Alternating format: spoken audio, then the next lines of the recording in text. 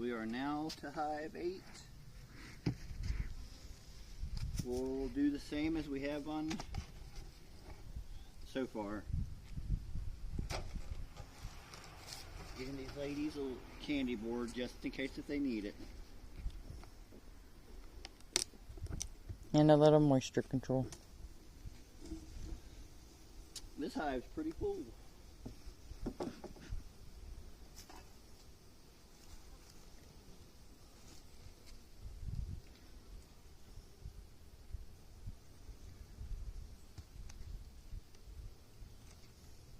Hopefully I didn't squash any.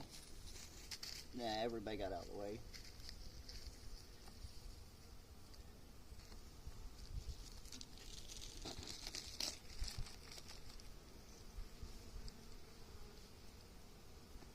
Well, that's a lot of bees on that inner cover.